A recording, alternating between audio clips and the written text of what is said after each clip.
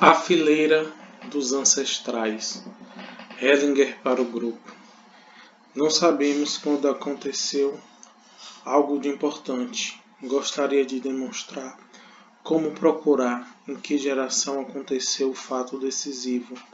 Faz-se uma fileira de ancestrais. Coloca-se os ancestrais um atrás do outro e os deixamos assim. De repente, vê-se onde aconteceu algo de importante.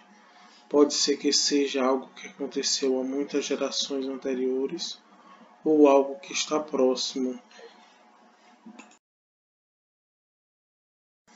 Este é um exercício importante, também no sentido dos movimentos da alma. Nós vamos da constelação familiar estreita, que tem em vista apenas a família atual e a de origem, para algo mais amplo, para um campo mais amplo. Hellinger toma novamente a representante da maneira e coloca atrás dela a fileira das ancestrais femininas, a mãe, a avó, a bisavó e assim por diante. Cada uma delas representa uma geração inteira, portanto a geração da menina, a geração da mãe e assim por diante. A bisavó começa a cambalear, segura-se firmemente algumas vezes na avó, que está à sua frente e olha para o chão. A quinta ancestral olha também para o chão. A sexta ancestral cambaleia fortemente. Curva um pouco os joelhos e encosta-se na ancestral que está atrás dela. Hellinger deixa então que as três primeiras gerações se sentem. Hellinger para o grupo.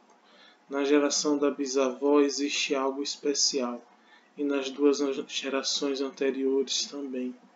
Hellinger pede à mesma mulher que havia representado a morte para deitar-se de costas no chão, em frente à bisavó. A sexta ancestral cai em cima da ancestral que está à sua frente e a empurra para a frente. A bisavó, a quinta e a sexta ancestral se afastam da morta. Hellinger posiciona a representante da maneira de modo que ela possa ver todas. Hellinger para a representante da menina. Agora olhe para elas. A mãe e a avó também viram-se para a morta. A sexta ancestral treme e suspira. A bisavó, a quinta e a sexta ancestral se afastam cada vez mais da morta. A sétima ancestral as segura. A morta afasta-se das gerações anteriores e ela se dirige às gerações posteriores. A mãe coloca o braço ao redor da filha. Hellinger, depois de um tempo, para o representante da menina. Como você se sente agora, representante da menina? Bem, estou aliviada. Hellinger, exato. Para o grupo, portanto, não tem nada a ver com ela. Não tem nada a ver com a família atual dela. Tem a ver com as gerações anteriores. Isso continua atuando. Podemos ver a intensidade aqui.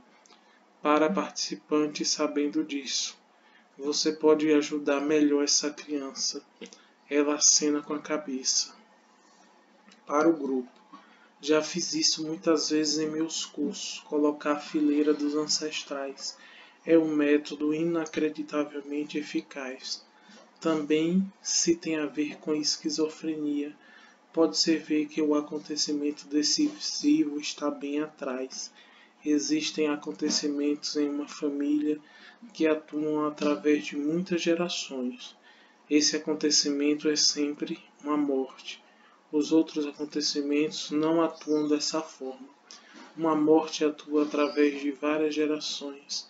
Então colocamos a vítima junto. De repente, a energia se concentra ali, onde a vítima está deitada, e aqueles que assumiram esse destino ficam livres.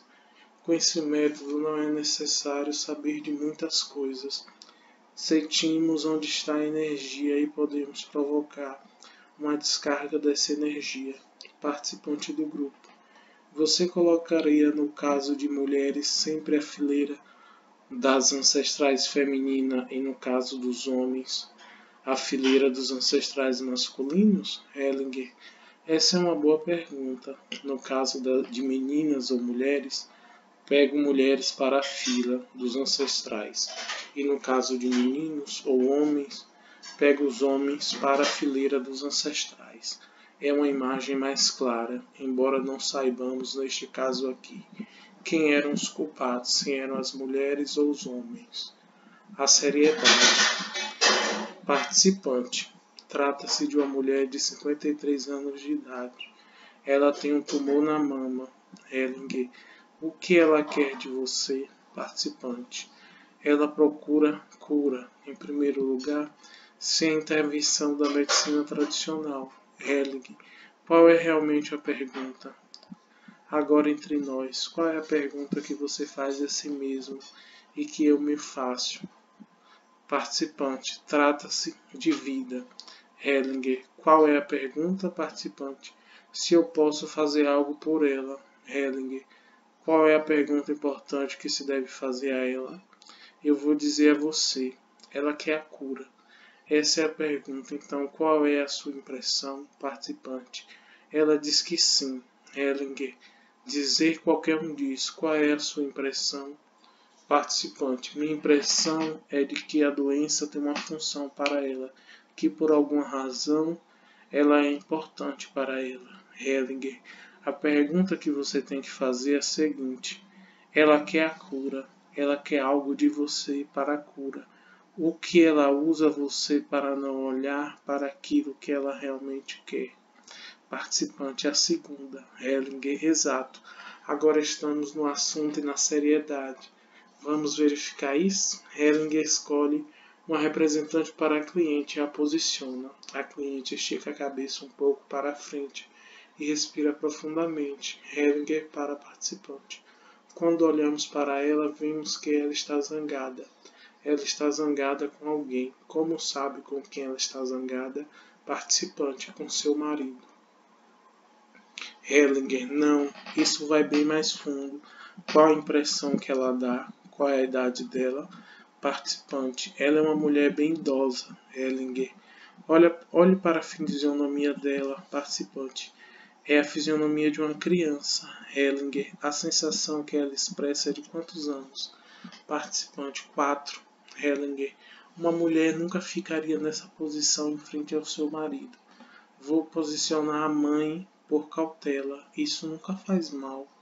Hellinger escolhe uma representante para a mãe e a posiciona em frente à cliente. A cliente olha para o chão, a mãe dá um passo à frente. A cliente sacode a cabeça, levanta lentamente a cabeça e olha para a mãe. A mãe estende as mãos em sua direção. A cliente sacode a cabeça de leve. Hellinger para o participante.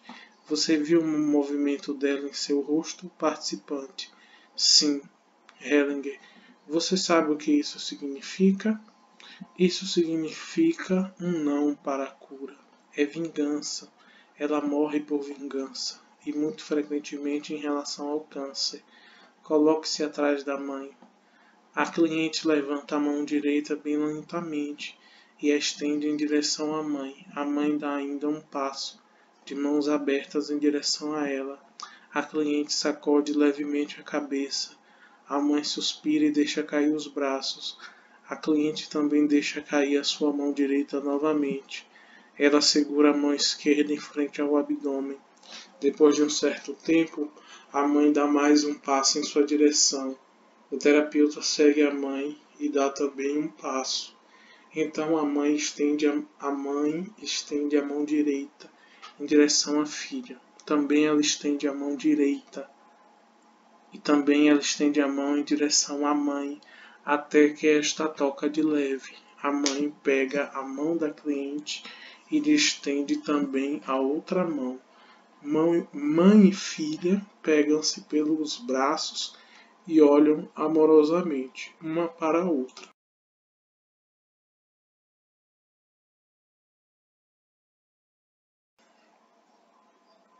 Hellinger para o grupo. Posso interromper agora? Nós podemos ver que o movimento continua. Hellinger para a representante da cliente. Algo mudou quando o terapeuta se colocou atrás da mãe. Cliente, ficou melhor. Algo abrandou. Hellinger para o participante. O lugar certo para o terapeuta é atrás da mãe, não atrás da cliente. Isso seria terrível. Fortaleceu a mãe e com isso a confiança da cliente em você. Talvez você consiga fazer algo ainda. Está bem assim, participante? Sim. Hellinger para o grupo. Agora só precisamos imaginar o que vai ser diferente quando a cliente vier de novo para ele. Será uma situação totalmente nova, porque ele viveu uma transformação. Para o participante, ele diz, agora você tem respeito pela mãe. Com isso não existe, por parte da cliente, mais nenhuma transferência para você. Você também não precisa mais se preocupar com ela no sentido de, a pobrezinha, o que eu faço agora como você? Senão você estará na contratransferência. Aqui você se coloca atrás da mãe, está bem tranquilo, e à sua frente ocorre algo. Você fica feliz secretamente. Essas são as grandes sensações de felicidade do ajudante, quando vê que algo ocorre como por si só e que ele pode se recolher. Depois, ela está claramente separada dele. Não existe mais nenhuma relação. Ambos estão livres. Você e ela também está. Você e ela também. Esta é a vantagem desse tipo de procedimento. Supervisão para um casal que conduz. Novo subtítulo.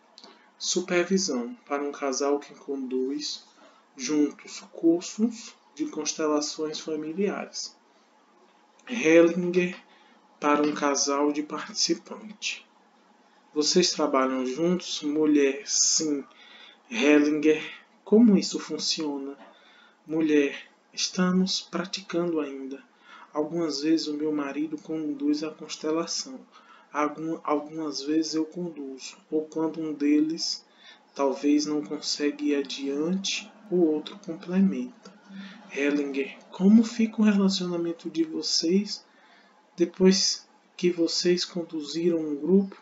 Melhor ou pior? Mulher responde, melhor. O homem também consente. Hellinger diz, vocês têm sorte. E ambos riem. Hellinger fala, por que digo isso? Muitas vezes, quando algo fica sem solução, o conflito continua entre os parceiros. Então um deles assume a posição de um e o outro a posição do outro.